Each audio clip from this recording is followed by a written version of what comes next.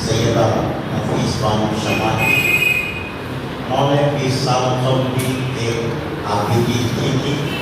जन्नत से निकाली हुई हवा, उसकी तौसीफ इस किताब में उन्होंने की है। और साहबी अदीब व शायर मुबीन अहमद ज़फ़र ने मुझे ये किताब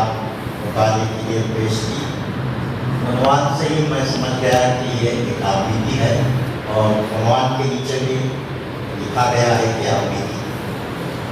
बुनियादी तौर पर सैयदा नफीस बानो शमा शायरा हैं, लेकिन बहैसियत अदीबा उनका तर्ज़ तहरीर भी नहायत मुनफरिद, मौसिर और असर आफरीन है। जब मैंने वक्त मुझे लिख रहा है किताब का मुताला शुरू किया, तो एक ही नशिस्त में पूरी किताब मैंने मुकम्मल की, और मुझे एहसास ही नहीं हुआ कि वक्त कैसे निकल गया। 208 सफ़हात की इस किताब में 48 उन्वानात के तहत मुख्तलिफ वाक़यात पर मज़ामीन लिखे गए हैं। जब फहरिस्त पर मैंने नज़र डाली तो 4 उन्वानात पर मेरी नज़र टिकी। वो उन्वानात हैं मुर्शिद की भूल भुलैया, और वो दिल का हाल बताने वाला। तीसरा उन्वान कोठे से खानखा तक, और चौथा उन्वान तुम ही हो खुद का रास्ता। मैंने किताब के दीगर मज़ामीन से पहले इन चारों मज़ामीन को पढ़ा। सैयदा नफीस बानो शमा की इस आपबीती से पता चलता है कि वो एक सितम रसीदा खातून है, न सिर्फ शौहर, रिश्तेदार, हत्ता कि औलाद की सताई हुई है। उन्होंने बड़ी बेबाकी और जुर्रत के साथ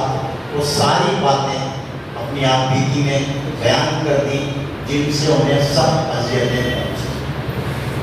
उनके साथ जो ज़्यादतियाँ की गई, उसके साथ उन्होंने ये भी तय किया है कि उन्होंने नामुमकिन हालात, मुश्किलात और मसाइल का किस तरह मुकाबला किया और किस जवामंदी के साथ मुकाबला किया। उनके अज़्म व इस्तिक़ामत को मैं सलाम करता हूँ कि वो सिर्फ नाजुक होकर भी कभी नहीं टूटी। इंसान हादिसात से, गमों से, परेशानियों से टूट जाता है, लेकिन उनकी आपबीती पढ़ने के बाद मुझे ऐसा लगा कि वो कभी नहीं टूटी। मैंने जब गौर किया कि एक खातून में इतनी हिम्मत कहाँ से आई, तो मुझे एहसास हुआ कि उनका झुकाव तसव्वुफ़ की जानिब रहा, और एक रूहानी अखलाकी क़ुव्वत ने हमेशा उनका साथ दिया। उनके वालिद से एक मजसूब की तौहीन हो गई, जिसके नतीजे में उनका ख़ानदान बलैयात, आफात और मसाइब का शिकार हो गया। इस वाक़े का सैयदा नफीस बानो शमा पर बड़ा गहरा असर हुआ। मुर्शिद की भूल भुलैया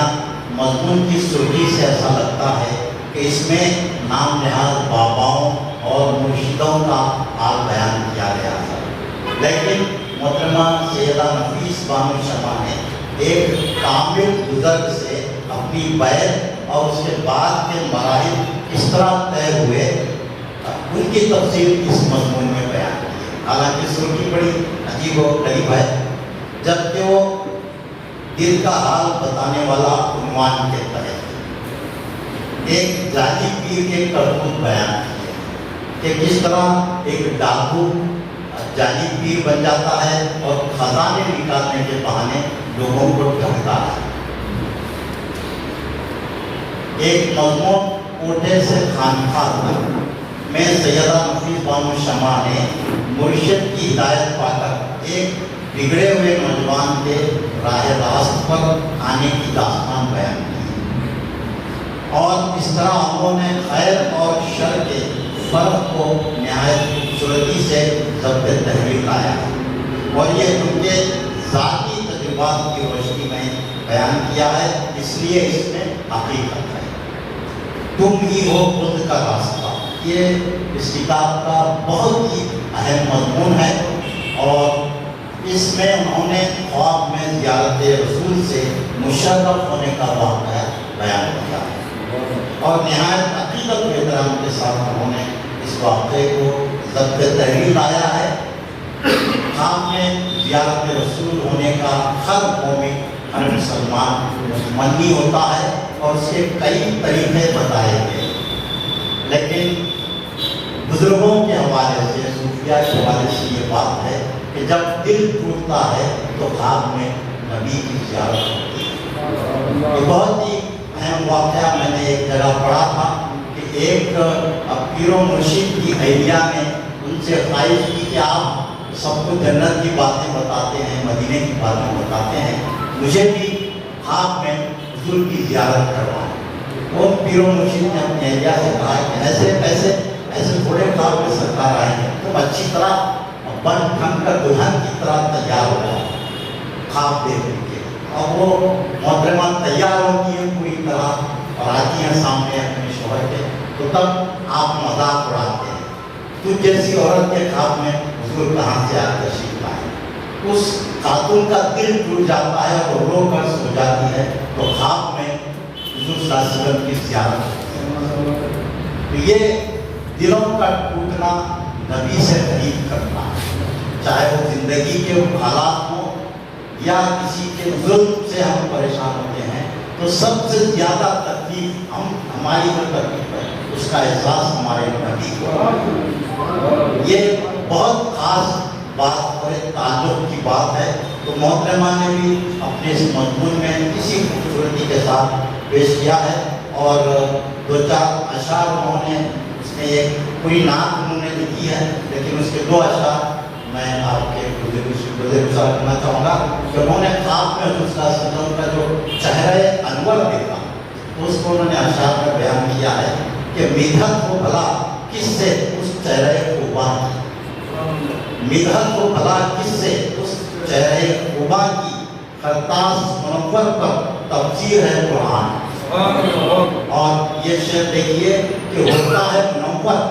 جو ایک بار انہیں دیکھے، ہوتا ہے منور جو ایک بار انہیں دیکھے، تنویر کی ایسی ان کے رخ داماد۔ اور حضور صلی اللہ علیہ وسلم کے پورے سراپا کو انہوں نے اس محبت اور عقیدت کے ساتھ بیان کیا ہے، اور ایک شعر بھی انہوں نے کوٹ کیا ہے، وہ کرنا یہ اشعار انہی کے ہیں۔ تو بہت عمدہ شعر ہے، آپ بھی سن کر کھڑک جائیں گے کہ خاموش وہ رہے، خاموش وہ رہے تو رسالت معاب ہے، خاموش وہ رہے تو رسالت معاب ہے، جو بولنے لگے تو خدا کی کتاب ہے، خاموش وہ رہے تو رسالت معاب ہے، جو بولنے لگے تو خدا کی کتاب ہے۔ تو اس کتاب کی رسم اجرا کے لیے مجھے یہ موقع دیا گیا، میں محترمہ سیدہ شمع صاحبہ کا شکر گزار ہوں کہ انہوں نے گلبرگہ کو اس کتاب کی رسم اجرا کے لیے منتخب کیا، اور وہ پروفیشنل سے وہ ایک آرکیٹیکٹ ہیں اور ایک کنسٹرکشن کمپنی چلاتی ہیں دہلی میں، اور وہ بامبے میں رہی، بامبے سے دہلی آئی، اور بہت سے مشکلات سے وہ گزر کر ایک مقام پر پہنچی ہیں، اور ادب میں بھی ان کا کافی نام ہے۔ تو گلبرگہ کا نام سن کر وہ ہمیشہ گلبرگہ سے متاثر رہی، یہاں کے ادبی ماحول سے، تو اس کتاب کا یہاں پر اجرا ہوا، میں انہیں مبارکباد دیتا ہوں، اور ساتھ ہی جناب مبین احمد زکم صاحب کا بھی شکر گزار ہوں کہ انہوں نے اس کی اجرا کی ذمہ داری قبول کی اور اس کو بہت کو بھی انجام دیا۔